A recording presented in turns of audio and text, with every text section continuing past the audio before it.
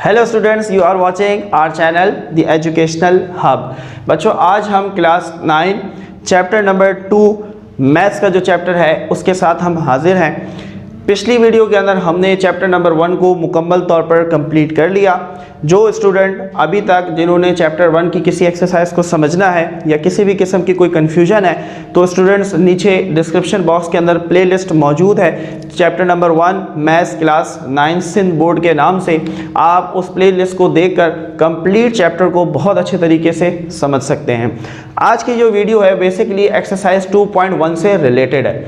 2.1 के अंदर हमने जितना भी काम करना है तो पहले हमने उसके इंट्रोडक्शन को समझना है। जब तक हम इस चीज़ को नहीं समझेंगे कि साइंटिफिक नोटेशन क्या होता है, जब तक हम एक्सरसाइज 2.1 को स्टूडेंट सॉल्व नहीं कर सकते। तो ज़रा जल्दी से समझते हैं कि साइंटिफिक नोटेशन हमें क्या समझाना चाहता है। तो स्टूडेंट, हमारे पास टॉपिक है आज का साइंटिफिक नोटेशन। जब हमने या जब साइंसदानों ने बहुत सारी चीज़ों का मास यानी कि वज़न कैलकुलेट किया, किसी ने, जब हम बात करते हैं अर्थ का, जब मास कैलकुलेट किया गया तो अर्थ का मास स्टूडेंट हम सब जानते हैं ये होता है 6, 2, 3, 4, 5, 6, 7, 8, 9, 10, 11, 12, 13, 14, 15, 16, 17, 18, 19, 20, 21, 22, 23 और 24। अब स्टूडेंट ये हमारी अर्थ का मास है किलोग्राम। अब अगर आपने इस मास को अपनी कॉपी में लिखना है तो ये तो आप तो परेशान हो जाएंगे कि बार बार इतने बड़े मास को कौन लिखेगा। तो फिर एक साइंसदान, एक मैथमेटिशियन जो है वो आया मैदान में और उसने कहा कि हम किसी भी बहुत बड़ी रकम को, बहुत बड़ी वैल्यू को हम उसको छोटा करेंगे। और अगर कोई वैल्यू बहुत ज़्यादा छोटी है जैसे कि mass of electron, mass of proton, तो इतने वो छोटे हैं, इतने छोटे हैं कि उनका मास बहुत ज़्यादा छोटा है। तो जो वैल्यू या तो बहुत बड़ी है या तो कोई वैल्यू बहुत ज़्यादा छोटी है तो उसको हम दरमियाना करेंगे। यानी कि अगर कोई वैल्यू बहुत बड़ी है तो उसको हम छोटा कर देंगे और कोई वैल्यू बहुत ज़्यादा छोटी है उसको हम बड़ा कर देंगे, जैसे कि हम माइक्रोस्कोप में करते हैं। अब माइक्रोस्कोप के अंदर हम स्टडी करना चाहते हैं अमीबा को, तो अमीबा को हम वैसे तो नहीं देख सकते, it is invisible through our naked eyes, हम उनको अपनी नॉर्मल आइज से नहीं देख सकते, तो उसको हम यूज़ करते हैं माइक्रोस्कोप ताकि हम अमीबा को शो करें। देखें, अब अमीबा को माइक्रोस्कोप क्या करता है। अमीबा बहुत छोटा ऑर्गेनिज्म है, सिंगल सेल लिविंग ऑर्गेनिज्म है। माइक्रोस्कोप उसको क्या करता है, बड़ा करके दिखाता है ताकि हम उसको देखने के काबिल हो जाएं। यही काम साइंटिफिक नोटेशन हमें सिखाना चाह रहा है, यही चीज़ सिखाना चाहता है कि अगर कोई वैल्यू बहुत छोटी है, बजाय इसके कि आप 0.0000 लिखते रहें, आप उसको नॉर्मलाइज करें ताकि आपका टाइम सेव हो, आपकी स्पेस सेव हो, तमाम चीज़ों को वो सेव करेगा। यही तरीका बताता है साइंटिफिक नोटेशन बहुत बड़ी वैल्यू के लिए। अब स्टूडेंट, हम इसको छोटा कर लेते हैं तो ये कुछ ऐसा लिखा जाएगा 6 एक्सपोनेंट 24 किलोग्राम। कितना आसान हो गया। यही तो एहसान है साइंटिफिक नोटेशन का हमारे ऊपर कि साइंटिफिक नोटेशन कहता है कि इतनी बड़ी वैल्यू लिखने की क्या ज़रूरत है भाई, ऐसे लिख लो, ये भी तो सही लिखा हुआ है, ये दूसरा तरीका है इसको लिखने का। तो ये आज हमने सीखना है कि हमने इसको इसके अंदर कैसे कन्वर्ट किया।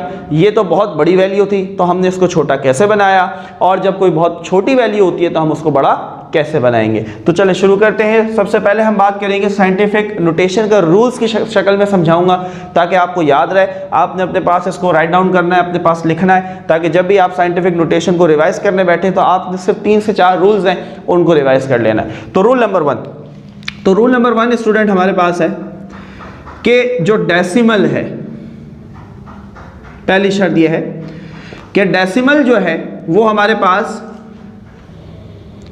डेसिमल नियरर टू 1 और ग्रेटर देन 1। अब इसको समझना है, साथ साथ पॉइंट समझाता जाऊंगा, रूल समझाते जाएंगे। ये हमारे पास रूल्स हैं। तो रूल नंबर 1 स्टूडेंट हमें ये कहता है कि जो हमारा डेसिमल होता है, जो पॉइंट होता है, जिसको हम पॉइंट भी कहते हैं, डेसिमल भी कहते हैं, वो डेसिमल हमारा या तो 1 के पास हो या 1 से बड़े नंबर के पास हो, और 1 से छोटा क्या होता है, 0 होता है। तो 0 के पास नहीं होना चाहिए। That is rule number 1।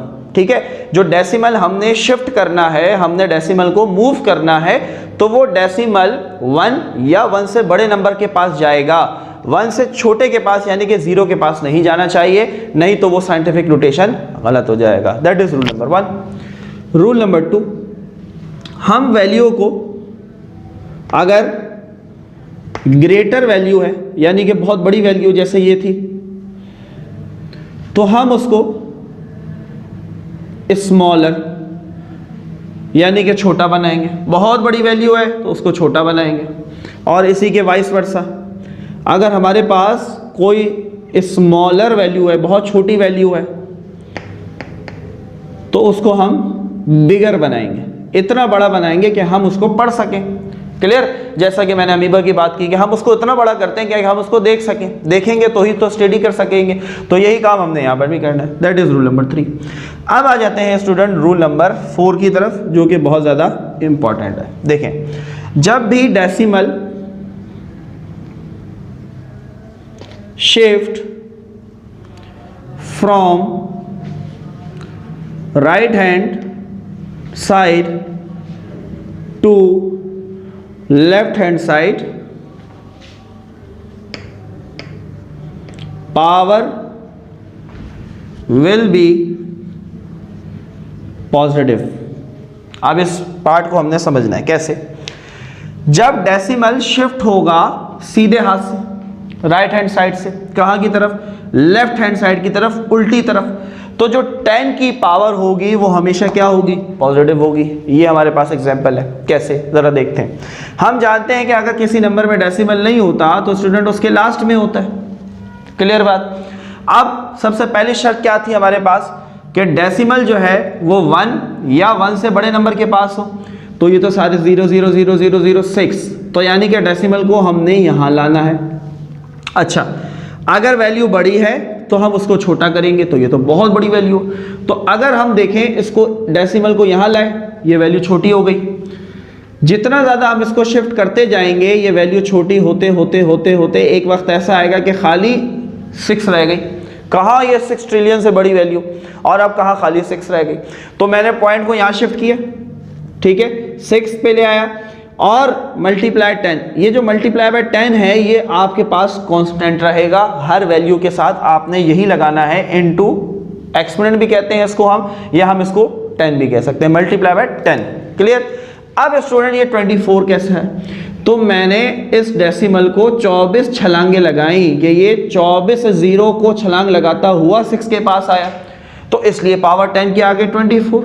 अच्छा, अब ये पावर प्लस क्यों है, माइनस क्यों नहीं है? तो ये हमें सिखा रहा है रूल नंबर 4।